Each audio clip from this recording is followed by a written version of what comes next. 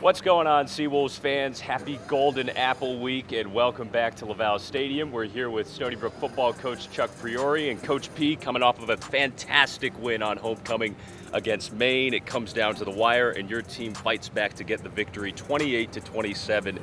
Let's start with that game. Coming out of the half, your team makes a decision to fight, to scrap, and they make it happen in comeback fashion. How proud of you were you of that win?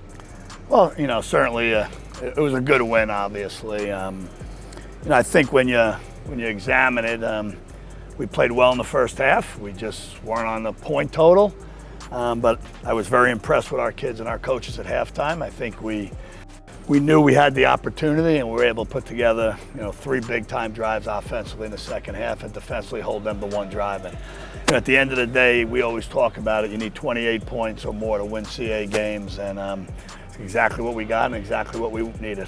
Oh, Charlie McKee, a big reason why he did not disappoint in his first home start. 18 of 21, three big touchdown passes, creative, extending plays. What did you see from him coming back home on Long Island and delivering? Yeah, I think the impressive part is once again, he's a true freshman.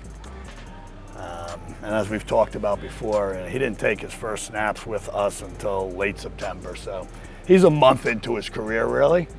And I think that shows you how proud we are of his performance, because it's not easy playing that position and then executing correctly. And he'll get better. I don't think you've seen his A game yet, to be very candid with you. I think he's done some things. We surrounded him with a good cast on Saturday. He found 9 of 10 receivers. And that's playing good football. That's kind of scary to think about if his best is yet to come. He's just getting started. Yep. Let's go back to pretty much what ends up being the game-winning play, the throw here in the end zone behind us to Khalil Newton. How about that throw and how about that catch by Khalil on the sideline of the end zone? Yeah, it was big time. That's his first read coming out of that, but he had pressure in his face, and we're trying to sneak Cook into the flat there, and he saw him. He got behind him, and the only place the ball could be put was there, and the only way he could catch it to keep his feet in bounds was the way he caught it. And it was satisfying to see and finally get the call for us, not out of bounds or replay over changing it. Yeah, caught a good one there.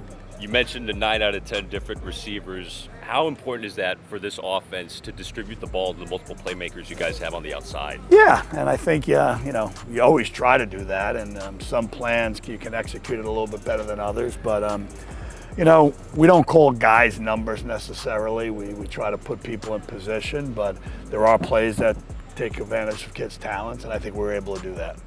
Coach, this week is always an important week here at Stony Brook, a rivalry game coming up against Albany, looking to defend the Golden Apple. What does this rivalry mean to you, and how important is this contest here?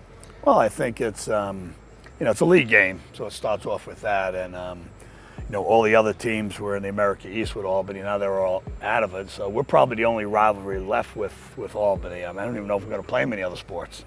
So I think it even magnifies that, is that, this is going to be braggers' rights for a whole year. You don't get a chance to go beat them in basketball or beat them in women's lacrosse. So I think that's important.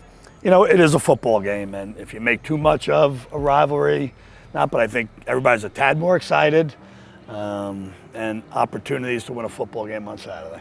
Big opportunity to finish the season strong. Let's go one at a time, Coach. Good luck. Thanks for the time. Appreciate you.